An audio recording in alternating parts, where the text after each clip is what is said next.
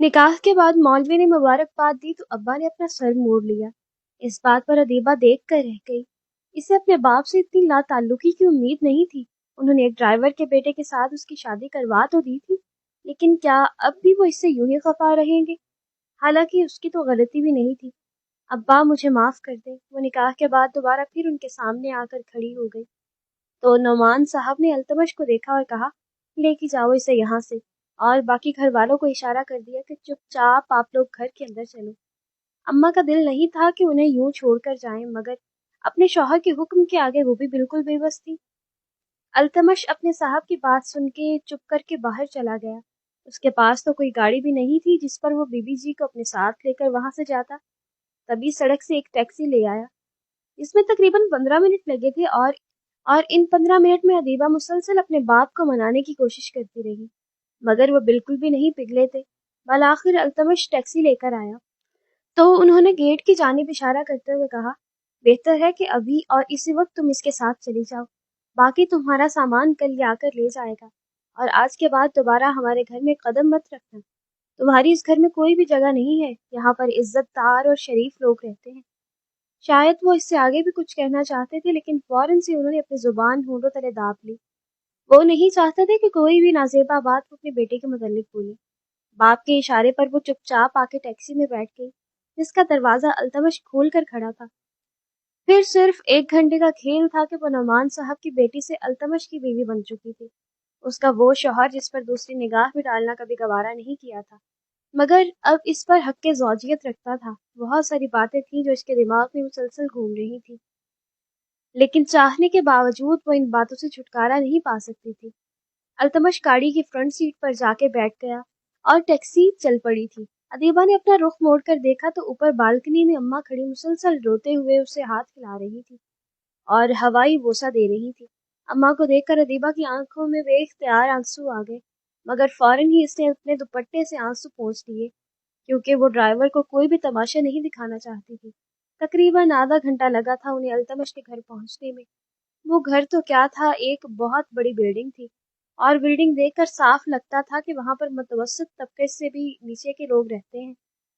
وہاں پہ بچے ننگے گھوم رہے تھے، سیوریج کا انتظام نہیں تھا، بلڈنگ بھی ٹوٹی پھوٹی ناکارہ دکھائی دے رہی تھی۔ ان کا فلور بھی 12واں تھا، مگر لفٹ کام نہیں کر رہی تھی، تو سیڑھیوں کی مدد سے وہ بامشکل اپنے فلور تک پہنچے۔ تو التمش نے چابی نکال کر دروازہ کھولا، لیکن جیسے ہی اپارٹمنٹ کھلا تو سامنے گھپ اندھیرا تھا۔ لائٹیں آن کرنے پر دیکھا کہ پورا اپارٹمنٹ خالی تھا، بس ایک طرف صوفہ پڑا تھا، اور کچن میں کچھ ہلکا پھلکا سامان باہر سے ہی پڑا ہوا دکھائی دے رہا تھا۔ اپارٹمنٹ کا ایک ہی کمرہ تھا اور ساتھ لاؤنج بنا ہوا تھا۔ واش روم ایسی جگہ پر جانا تو کیا ادیبہ نے اپنی پوری زندگی میں نہیں دیکھا تھا۔ اب بیٹھ جائیں، میں آپ کے لیے کھانا لاتا ہوں۔ یہ بول کر وہ باہر جانے لگا تو ادیبہ نے منع کرنا چاہا، لیکن پھر رک گئی، کیونکہ اسے بھوک واقعی میں لگ رہی تھی۔ اگر منع کر بھی دیتی تو کیا تھا، کھانا تو تھا ہی۔ ایک دن سو خاموشی سے آ کر صوفے پر بیٹھ گئی۔ اس کا دماغ پوری طرح سے گھوم رہا تھا، کچھ بھی سمجھ نہیں آ رہا تھا کہ آنے والے وقت میں اس کے ساتھ کیا ہونے والا ہے۔ صرف ایک غلط فہمی تھی، اس کی بنا پر اس کے باپ نے اسے التمش کے ساتھ بیاہ دیا تھا۔ اس نے کتنی قسمیں کھائی تھیں کہ وہ تصویریں اس کی نہیں ہیں، وہ اے آئی جنریٹڈ ہوں گی، یا پھر کسی نے اس کے ساتھ شرارت کرنے کی کوشش کی ہے، کیونکہ وہ تھی ہی نہیں۔ مگر ان لوگوں کو کیسے یقین دلاتی کہ ابا وہ تصویریں دیکھ کر دل چھوڑ بیٹھے تھے، کیونکہ ان پر ادیبہ کا ہی چہرہ دکھائی دے رہا تھا۔ انہوں نے اس کا ہاتھ اپنے سر پر رکھتے ہوئے پوچھا، کیا تم فراز کو جانتی ہو؟ یہاں پر آ کر وہ بری طرح سے پھنس چکی تھی۔ ابا نے دوبارہ پھر پوچھا، کیا تم فراز کو جانتی ہو؟ تو اس نے ہاں میں سر ہلایا۔ ابا نے پھر پوچھا، تمہارا اس کے ساتھ کیا رشتہ ہے؟ تو وہ جلدی سے بولی، ابا رشتہ کوئی نہیں ہے، ہم دونوں ایک دوسرے کو پسند کرتے ہیں، میں اس سے شادی کرنا چاہتی ہوں۔ بس اتنا سننے کی دیر تھی کہ نعمان صاحب کو لگا کہ ان کی بیٹی جھوٹ بول رہی ہے، وہ تصویریں اس کی نہیں ہیں، اگر وہ اسے محبت کرتی ہے تو ضرور کسی کمزور لمحے کی ضد میں آ کر یہ غلطی ہو گئی ہوگی۔ انہوں نے کھڑے پیروں حفیظ اللہ کو بلایا اور کہا، تمہارا بیٹا تھا ایک، کہاں ہے وہ؟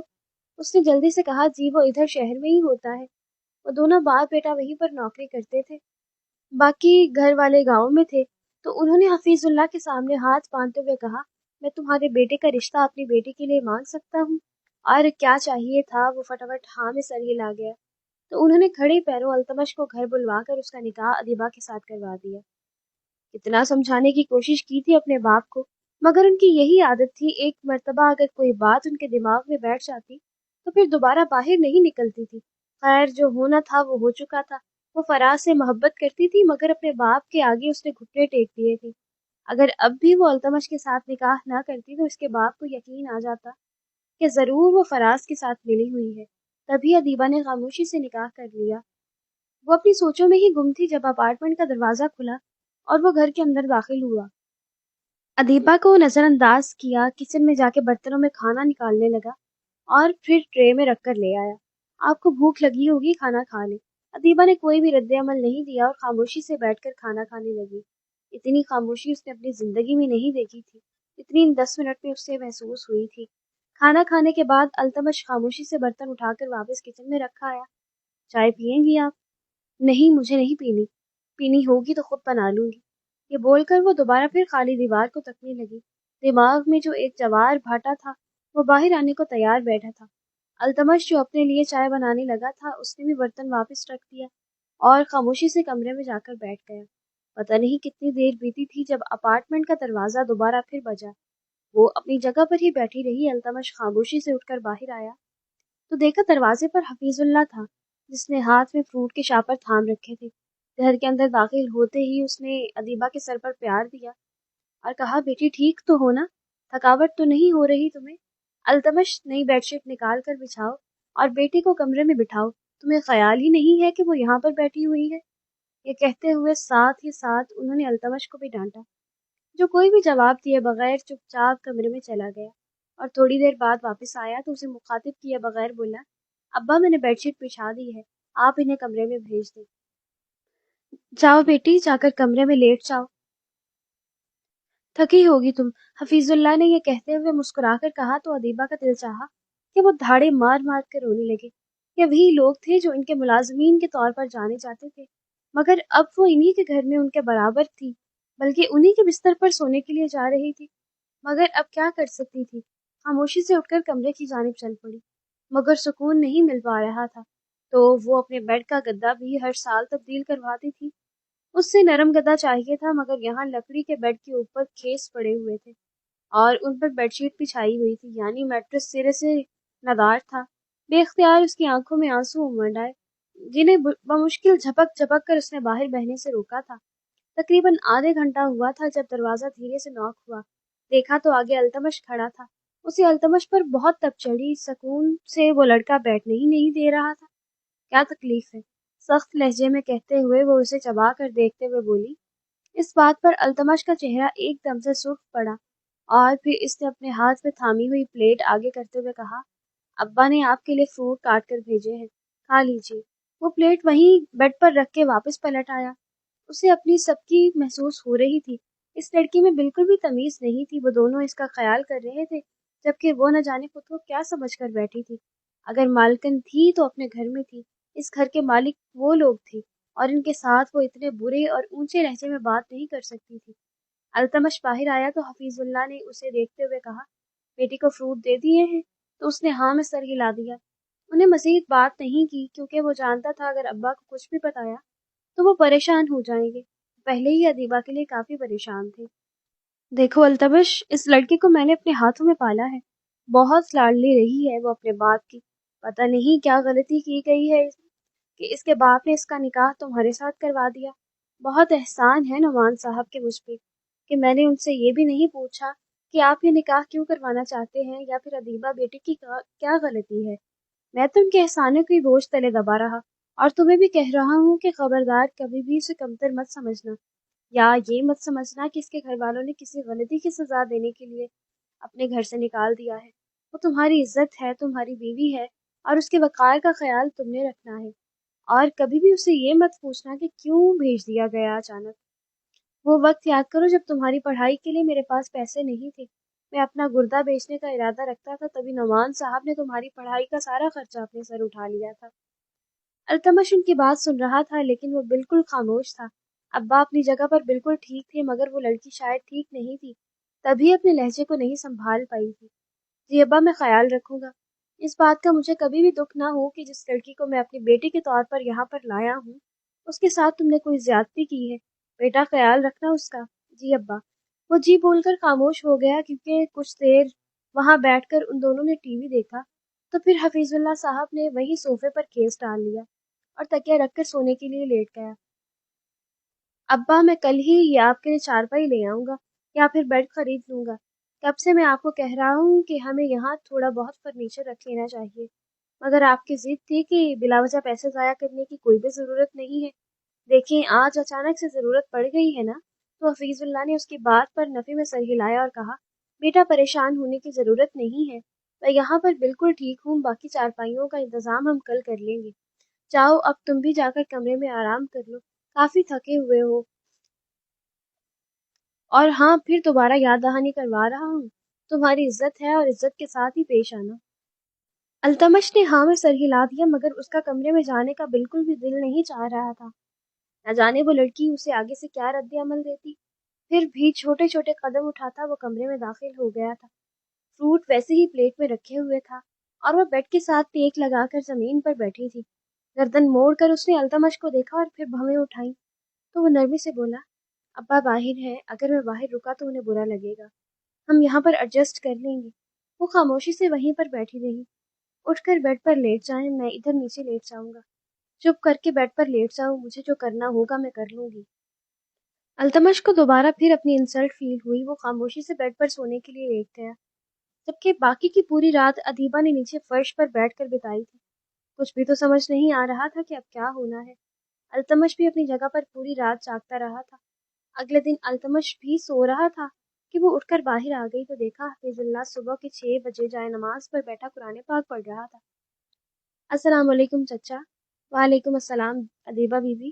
انہوں نے اپنے نارمل روٹین کے مطابق جواب دیا تو واش روم کی طرف جاتے ہوئے ادیبہ کے پیر ایک لمحے کے لیے تھم گئے۔ وہ واش روم جانے کا ارادہ ملتوی کرتے ہوئے ان کے قریب آ کر بیٹھ گئی اور پھر نرمی سے بولی، بہو ہوں میں آپ کی، بی بی نہیں۔ بہو نہیں، بیٹی ہو تم میری۔ بتاؤ نیند ٹھیک آئی؟ اس بات پر ادیبہ نے نفی میں سر ہلا دیا اور اس کی آنکھوں کے کٹورے ایک دم آنسوؤں سے بھر گئے۔ یوں لگ رہا تھا کہ جیسے وہ نرم بول سننے کی ہی منتظر تھی۔ بیٹی مت رو، مشکل وقت آتا ہے، چچا ابا نے ٹھیک نہیں کیا میرے ساتھ۔ میں نے بہت یقین دلایا، میں قسم کھا کے کہتی ہوں کہ میں نے کچھ بھی غلط نہیں کیا۔ وہ پھر رونے لگی تو انہوں نے دھیرے سے اس کے سر پر ہاتھ رکھتے ہوئے کہا، بیٹی مجھے تمہاری کوئی بھی صفائی نہیں چاہیے، نعمان صاحب کے ہم پر بہت احسانات ہیں، میں چاہوں بھی تو ان کا بدلہ نہیں چکا سکتا۔ یہاں پر کوئی بھی تمہیں نہیں پوچھے گا انہوں نے تمہارا نکاح اتنی جلدی کیوں کیا، تم یہاں پر اتنی ہی عزت دار طریقے سے لائی گئی ہو جتنا میں التمش کی ہونے والی بیوی کو لاتا، یا جہاں پر بھی اس کی شادی کرتا۔ تم اس کی بیوی ہو اور میری بیٹی ہو، یہاں پر تمہیں آزادی ہے، تم یہاں کی بھی مالکن ہو، جو چاہو کرو، یہ پورا گھر تمہارے حوالے ہے۔ باقی میں مانتا ہوں کہ ہمارے گھر میں کافی کمی ہے فرنیچر کی، اگر تمہیں چاہیے تو اپنی پسند کا التمش کے ساتھ جا کر لے آنا۔ تمہیں کچھ بھی چاہیے تو اجازت کی ضرورت نہیں ہے، میں نے التمش کو بھی منع کر دیا ہے کہ وہ تم سے ماضی کے متعلق کچھ بھی نہیں پوچھے گا، سب کچھ بھول کے اپنی زندگی کو آگے بڑھانے کی کوشش کرو۔ وہ ان کی باتیں سنتی جا رہی تھی۔ چچا ابا آپ کی طرح کیوں نہیں ہے، یہ کہہ کر بالآخر وہ پھوٹ پھوٹ کر رونے لگی۔ بالآخر اس نے اپنے دل سے اپنے باپ کے لیے وہ بات نکال دی تھی جو وہ کافی دیر سے کہنا چاہ رہی تھی۔ پوری رات وہ انگاروں پر لوٹتی رہی تھی، اسے لگ رہا تھا کہ ہر کوئی اسے نوچنے کے لیے آگے بڑھ رہا ہے، مگر پتہ نہیں اللہ کے معاملات کیسے تھے۔ سامنے بیٹھے چچا نے جو باتیں کہی تھی اسے یوں لگا تھا کہ اس کے زخموں پر کسی نے بڑے بڑے پھائے رکھ دیے ہوں اور اسے سکون آ رہا تھا۔ بیٹی ہر کوئی اپنے اپنے دائرے میں اپنا کردار ادا کرتا ہے، نعمان صاحب نے جو کچھ بھی کیا ہوگا اس کے لیے وہی بہتر ہوگا اور ہم وہی کریں گے جو ہمیں بہتر لگے گا، باقی اللہ مالک ہے، کسی کی پکڑ نہ کریں۔ جاؤ اٹھو، ہاتھ منہ دھو لو، کل میں تمہارا سامان بھی لے کر آؤں گا، اور وہ ادھر کونے میں پڑا ہے۔ یہ کہہ کر انہوں نے بیگ کی طرف اشارہ کر دیا جس پر ادیبہ نے کوئی بھی رد عمل نہیں دیا۔ وہ خاموشی سے اٹھ کر واش روم کی جانب چل پڑی۔ کچھ دیر بعد ہاتھ منہ دھونے کے بعد باہر نکلی تو حفیظ اللہ قرآن پڑھ چکا تھا۔ بیٹی ناشتہ کیا کرو گی؟ بس کر دیں چچا، کتنے احسان کریں گے مجھ پر، نرمی سے بولی تو انہوں نے سختی سے اسے ڈانٹتے ہوئے کہا، آئندہ یہ بات مت کرنا، کیا میں اگر اپنی بیٹی کے لیے کچھ لاؤں گا تو وہ اس پر احسان ہوگا؟ بالکل بھی نہیں۔ بتاؤ حلوہ پوری کھاؤ گی یا نان چنے، یا اگر کچھ اور کھانا ہے تو وہ بھی بتا دو، میں لے آؤں گا۔ آپ جو بھی ناشتہ کرتے ہیں میں وہ کر لوں گی، ہم تو چائے پاپے کھانے والے لوگ ہیں، بتا دو جو کھانا ہے، میں بھی کھا لوں گی، اب مجھے عادت ڈال لینی چاہیے کیونکہ میرا یہ گھر ہے۔ اچھا چلو میں لے کر آتا ہوں، اور التمش کو اٹھا دو کہ وہ چائے بنا دے، پھر مل کر ناشتہ کریں گے۔ یہ بول کر وہ وہاں سے چلے گئے، جبکہ پیچھے ادیبہ سوچ میں پڑ گئی کہ اسے التمش کو اٹھانا چاہیے یا نہیں، مگر پھر اس کا دل نہیں چاہا۔ وہ التمش کی نیند خراب نہیں کرنا چاہتی تھی کیونکہ وہ بھی یہ بات اچھی طرح سے جانتی تھی وہ پوری رات کا جاگا ہوا ہے۔ اس کی بے چینی بھری کربٹیں اسے بھی تنگ کر رہی تھی۔ وہ چپ چاپ کچن میں آ گئی اور سامان ڈھونڈنے لگی۔ بمشکل اسے چائے کا سامان مل ہی گیا تھا۔ چائے اوپر رکھ کر وہ ابلنے کا انتظار کرنے لگی، تبھی حفیظ اللہ گھر کے اندر داخل ہوا اور اسے یوں کھڑے ہو کر چائے بناتے دیکھ کر فوراً سے شاپر وہیں پر رکھ کر اس کے پاس آئے اور جلدی سے بولے، بیٹی تم چائے کیوں بنا رہی ہو؟ التمش کہاں ہے؟ میں نے کہا تھا نا اسے اٹھا لو۔ التمش، التمش باہر آؤ۔ وہیں پر کھڑے ہو کر انہوں نے اپنے بیٹے کو پکارنا شروع کر دیا، جو تیسری آواز پر ہی آنکھیں ملتا ہوا باہر آ گیا، جبکہ پیچھے ادیبہ انہیں روک رہی تھی کہ انہیں رہنے دے چچا، کوئی بات نہیں، چائے ہی ہے تو میں بنا سکتی ہوں۔ مگر وہ اس کی بات پر نفی میں سر ہلا کر التمش کو دیکھتے ہوئے بولی، ایک دن کی دلہن ہے وہ، بے شک اس کی شادی اتنے دھوم دھڑکے کے ساتھ نہیں ہوئی تھی، لیکن پھر بھی بیٹا تمہیں خیال رکھنا چاہیے، ادھر آ کر یہ ناشتہ بھی نکالو اور چائے بھی کپوں میں ڈالو۔ نہیں چچا رہنے دے، میں کر لوں گی، دیبا نے نرمی سے کہا تو انہوں نے نفی میں سر ہلایا اور کہا، نہیں بیٹی ادھر آ کر بیٹھو، تم میرے ساتھ آؤ۔ التمش ہاتھ منہ دھو کر ناشتہ نکال کر لاؤ۔ وہ سرخ نگاہوں سے ادیبہ کو گھورتا ہوا ناشتہ نکالنے چلا گیا اور اس کی کھری ادیبہ کو کافی محسوس ہو رہی تھی۔ وہ دونوں وہیں پر بیٹھے رہے، تھوڑی دیر میں ناشتہ آ گیا تو تینوں نے خاموشی کے ساتھ ناشتہ کر لیا۔ ناشتے میں چائے پاپوں کی جگہ پر نان چنے تھے۔ اس کے بعد التمش اٹھ کے کمرے میں چلا گیا تو پیچھے وہ ادیبہ کو بتانے لگے کہ یہ فلیٹ التمش نے ہی یہاں پر آ کر لیا تھا کرائے پر۔ یاد ہے نا، میں تو پیچھے کوارٹر میں رہتا تھا، لیکن جب یہ یہاں پر کام کرنے کے لیے آیا تو کرائے پر فلیٹ لے لیا تھا، جبکہ نعمان صاحب نے منع کیا تھا کہ کرائے پر فلیٹ لینے کی کوئی بھی ضرورت نہیں ہے، آپ اپنے بیٹے کو یہاں پر لے آئیں ہمارے گھر میں۔ مگر میں نے منع کر دیا کیونکہ صاحب کے پہلے ہی بہت زیادہ احسانات تھے، انہوں نے ہی التمش کو پڑھایا ہے، میں تو انہیں دعائیں دیتا ہوں کہ جو ہوا ہے اللہ نے انہیں ہمارے وسیلے کے لیے بنایا ہے۔ تھوڑی دیر بعد التمش باہر نکلا تو ادیبہ اسے دیکھ کر رہ گئی۔ اسے اپنی آنکھوں پر یقین نہیں آ رہا تھا کیونکہ التمش آرمی یونیفارم میں تھا۔ کہاں جا رہے ہو تم؟ حفیظ اللہ نے اپنے بیٹے کو دیکھتے ہوئے پوچھا تو وہ نرمی سے بولا، ابا چاہ نہیں رہا، بس ایک سینٹرل میٹنگ تھی، وہاں پر ہمیں جانا ہے، تو میں رات تک آ جاؤں گا، آپ پریشان مت ہوئیے، ابھی میری چھٹی چل رہی ہے، امید ہے جلدی یہیں پر کہیں پوسٹنگ ہو جائے گی۔ یہ بول کر اس نے ایک نگاہ ادیبہ پر ڈالی جو منہ کھولے اسے دیکھ رہی تھی۔ صاف لگ رہا تھا کہ اسے آرمی یونیفارم میں دیکھ کر وہ واقعی میں کافی حیران اور متاثر دونوں ہی ہوئی تھی، مگر اگلے ہی لمحے ادیبہ نے اپنے چہرے کے تاثرات پر قابو پا لیا جب حفیظ اللہ اسے دیکھتے ہوئے بولا، بڑا شوق تھا میرے بیٹے کو آرمی میں جانے کا، مگر میرے پاس اتنا پیسہ نہیں تھا کہ میں آرمی کی فیسیں بھر سکوں، اسکالرشپ لینا بھی بہت مشکل تھا، تو یہ سارا کچھ نعمان صاحب کی بدولت ہوا ہے، انہوں نے ہی مدد کی تھی۔ وہ بول رہے تھے جبکہ ادیبہ خاموشی سے ان کی بات سن رہی تھی۔ یعنی اس کے باپ نے اتنا بھی کوئی برا فیصلہ نہیں کیا تھا کہ واقعی میں ایک ڈرائیور کے بیٹے کے ساتھ بیاہ دیا ہو؟ ہاں بے شک حیثیت میں وہ کم تھا، مگر پڑھا لکھا تھا، ادیبہ جتنا ہی تھا۔ وہ چپ کر کے بیٹھی رہی۔ حفیظ اللہ اٹھتے ہوئے بولے، بیٹی معاف کرنا، لیکن نعمان صاحب کو آج کہیں پر جانا ہے، اور تمہیں پتہ ہے کہ وہ ڈرائیونگ نہیں کرتے، تو مجھے جانا ہوگا، یہ دروازہ بند رکھنا، اس اپارٹمنٹ میں کوئی بھی نہیں آئے گا، باقی فرنیچر وغیرہ جب التمش کا لائے گا تم جا کر اس کے ساتھ دیکھ لینا، لیکن ایک دو دن تو تمہیں گزارا کرنا ہی پڑے گا۔ اس بات پر وہ نفی میں سر ہلا کر نرمی سے بولی، کوئی بات نہیں چچا، آپ جائیں، مجھے کچھ بھی نہیں ہوگا گھر میں۔ وہ اسے پیار دیتے ہوئے گھر سے نکل آیا۔ دروازہ اندر سے اچھی طرح لاک کرنے کے بعد اس نے کمر پر ہاتھ رکھ کر چاروں طرف اپنی نگاہیں گھمائیں۔ پورا فلیٹ خالی تھا، ایک دم وہاں پر صرف ضرورت کا ہی سامان پڑا ہوا تھا، بلکہ ضرورت سے بھی کم تھا۔ پہلے تو وہ چپ چاپ صوفے پر آ کر بیٹھ گئی اور ٹی وی لگا لیا، لیکن ایک دو گھنٹے تک جب ٹی وی دیکھنے سے بھی بور ہو گئی تو اٹھ کر کچن میں آ گئی، وہاں پر ناشتے کے برتن پڑے تھے، انہیں دھونے لگی۔ ایسا نہیں تھا کہ کبھی گھر میں کام نہیں کیا تھا، بے شک وہ امیر تھے، لیکن اماں نے انہیں پورا کام سکھایا تھا۔ برتن دھونے کے بعد وہ فلیٹ کی صفائی کرنے لگی۔ اسے دکھ تو ہو رہا تھا، لیکن اب یہی فلیٹ اس کا گھر تھا، چاہے وہ دل سے یہ بات چاہتی ہو یا نہ چاہتی ہو۔ اس کا اختیار مکمل طور پر ختم ہو چکا تھا، اس کے باپ نے اسے رخصت کر دیا تھا اور اب اسے یہیں پر رہنا تھا، تو بہتر تھا کہ جتنی جلدی وہ ان تمام حالات کو اپنے حق میں قبول کر لے اتنا ہی بہتر ہے۔ صفائی کرنے کے بعد بھی ابھی آدھا دن پڑا تھا۔ وہ تھک گئی تھی، ناشتہ جا کر دیکھا مگر وہ نہیں بچا ہوا تھا۔ اسے بھوک بھی لگ رہی تھی، اب کیا کرتی؟ کھانے کو دیکھا تو کچھ بھی نہیں پڑا تھا، پیسے بھی نہیں تھے اس کے پاس، موبائل بھی نہیں تھا کہ فون کر کے کچھ آرڈر کر لیتی یا پھر اپنی آن لائن پیمنٹ سے کچھ منگوا لیتی۔ وہ چپ چاپ صوفے پر آ کر بیٹھ گئی، لیکن پھر اٹھ کر نماز پڑھی۔ نماز پڑھنے کے بعد وہی جائے نماز پر بیٹھ کر اپنے لیے اللہ سے دعائیں کرنے لگی۔ یا اللہ، میں نہیں جانتی میرے حق میں یہ اچھا ہے کہ برا، اگر برا بھی ہے تو ان تمام حالات کو میرے حق میں بہتر بنا دے، اور تو بہتر جانتا ہے۔ دعا مانگنے کے بعد اسے اپنے پیٹ میں درد محسوس ہونے لگی۔ 3 تو بج چکے تھے اور صبح 7 بجے کا ناشتہ کیا ہوا تھا۔ اب تو بھوک سے جان نکل رہی تھی، تبھی اچانک اپارٹمنٹ کا دروازہ بجنے لگا۔ پہلے تو وہ ڈر گئی، پھر خاموشی سے اٹھ کر دروازے تک گئی۔ دل تو چاہ رہا تھا کہ نہ کھولے، لیکن پھر سوچا کہ کہیں چچا نہ ہو۔ جب دروازہ کھولا تو سامنے ایک ڈیلیوری بوائے کھڑا تھا، اس کے ہاتھ میں لارج پیزا اور کولڈ ڈرنک تھی۔ وہ دیکھ کر کافی حیران ہوئی۔ میم، آپ کا آرڈر؟ مگر میں نے تو کچھ بھی آرڈر نہیں کیا۔ التمش صاحب کا گھر ہے نا یہ؟ جی انہی کا گھر ہے، وہ ہچکچاتے ہوئے بولی۔ تو ڈیلیوری بوائے نے پیزا آگے کرتے ہوئے کہا، انہوں نے ہی آرڈر کیا ہے۔ مگر وہ ڈرتے ہوئے وہ ڈبہ پکڑ نہیں رہی تھی، کیونکہ اسے یہی ڈر تھا کہ پیسے کہاں سے دے گی۔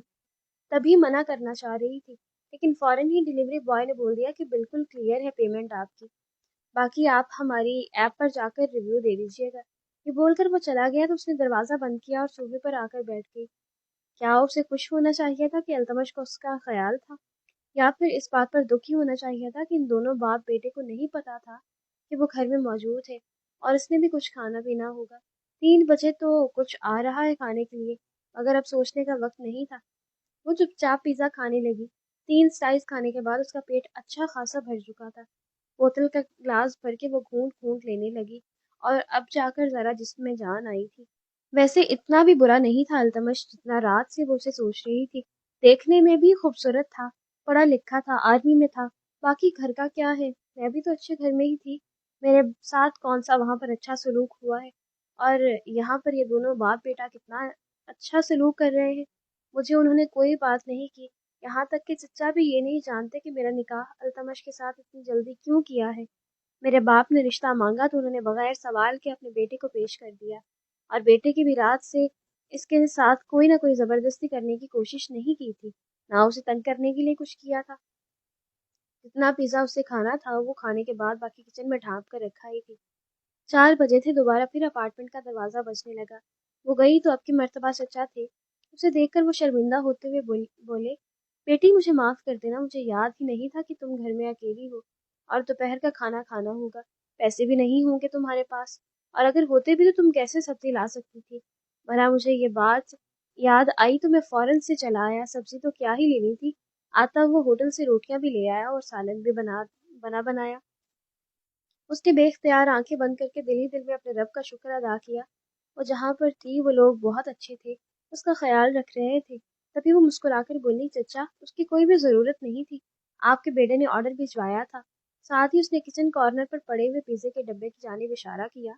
وہ ایک گہرا سانس لے کر رہ گئے، پھر نرمی سے بولے، ہمیں عادت نہیں ہے نا، گھر میں کوئی لڑکی ہی نہیں ہے، میری بیوی باقی لوگ گاؤں میں رہتے ہیں، انہیں گاؤں ہی اچھا لگتا ہے، جبکہ التمش کا کام ایسا ہے کہ ہمیں یہاں پر آنا پڑا، پھر وہ مجھے بھی اپنے ساتھ لے آیا، ہم دونوں باپ بیٹا آپ اپنے کاموں پر نکل جاتے ہیں اور رات کا کھانا ہوٹل سے بنا بنایا ہی کھا لیتے ہیں۔ اللہ اللہ، باقی گھر میں رہنے کی بھی کوئی اتنی حاجت پیش نہیں آتی، تبھی سامان بھی کافی مخصوص ہے، بلکہ ضرورت کی بھی چیزیں پوری نہیں ہیں۔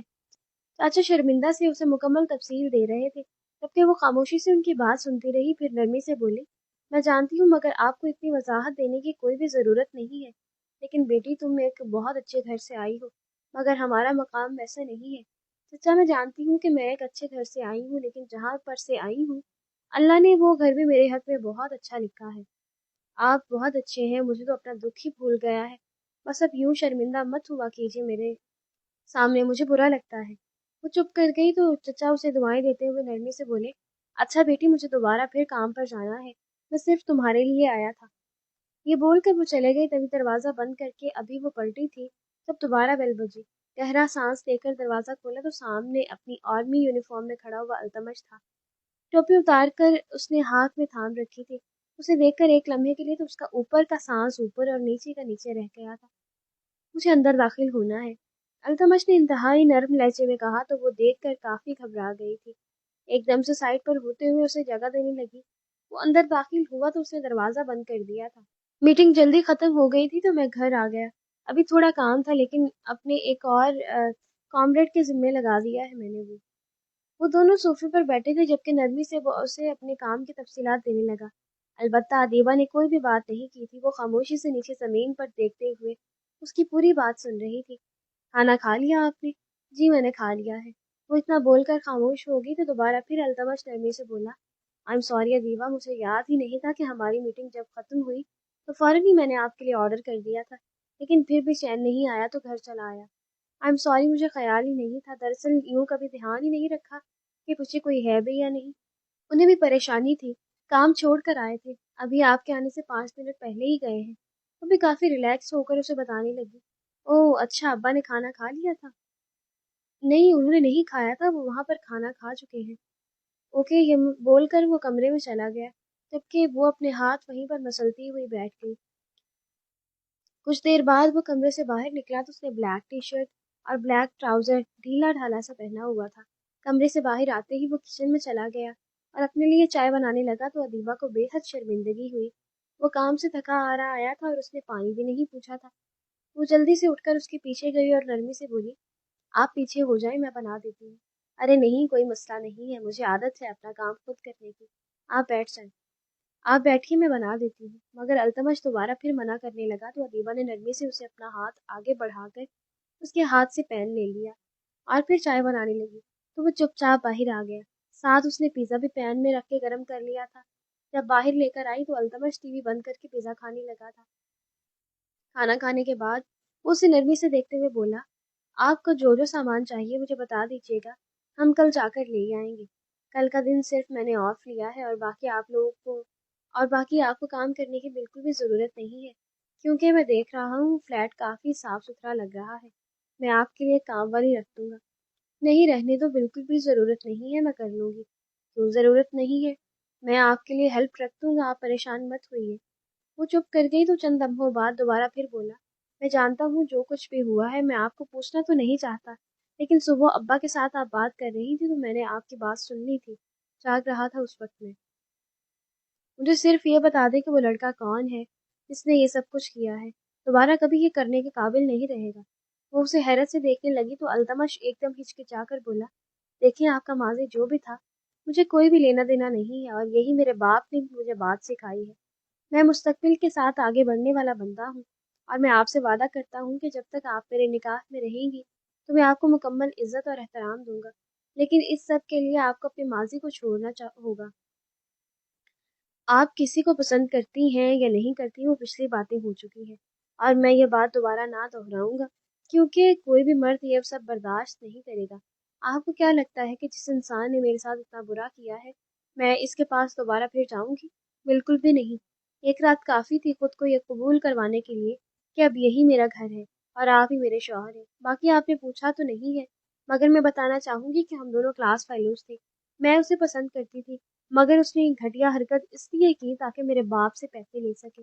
और खुदा की कसम, मेरा इस पूरे अमल में कुछ भी लेना देना नहीं है। वो तमाम तस्वीरें फेक हैं। बस अदीबा, मुझे आपकी मज़ीद वजाहत नहीं चाहिए। आपके बाप ने मेरी ज़िंदगी को जन्नत बनाया है, मुझे वो दिलवा कर जो मैं करना चाहता था।